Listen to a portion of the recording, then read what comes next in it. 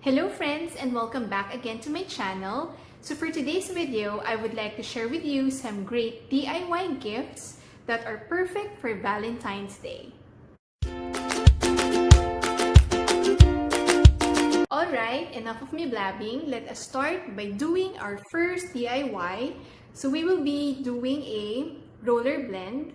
I already have here a synergy made from ilang-ilang, lavender, cinnamon, and cedarwood.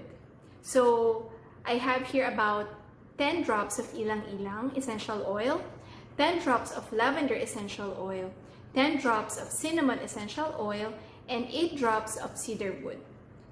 So, because the reason why I made a synergy, because I also want this as a master blend if ever I want to diffuse it at night. So I'll just be needing about 10 drops of this.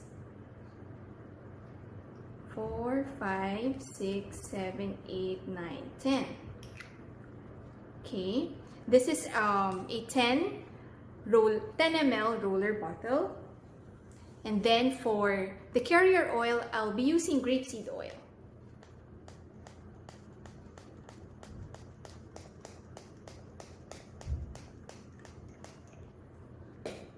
And of course, I'm making this blend for Valentine's Day. I will be using my rose quartz roller. Okay, right? Then shake it. So you can use this, you can apply this on your wrist, across your heart, here along behind your ears, on the nape. So for the next one, I'm going to be calling it Give Your Feet a Break. It's actually a foot soak made from lavender and peppermint essential oil.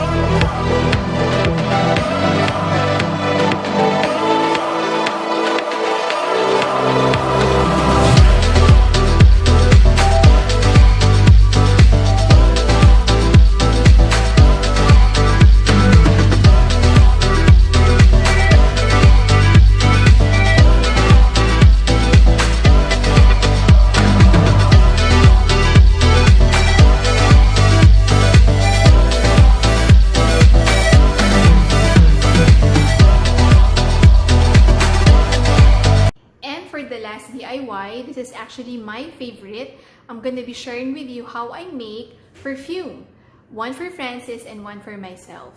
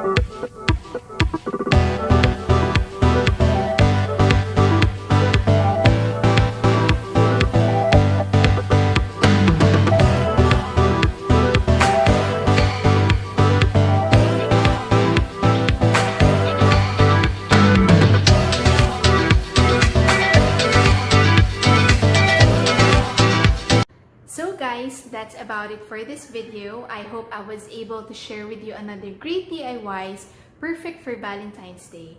Please don't forget to like, subscribe, and hit the bell button so you will be notified if I do have a new videos. Thank you guys for watching and have a great day ahead. Bye!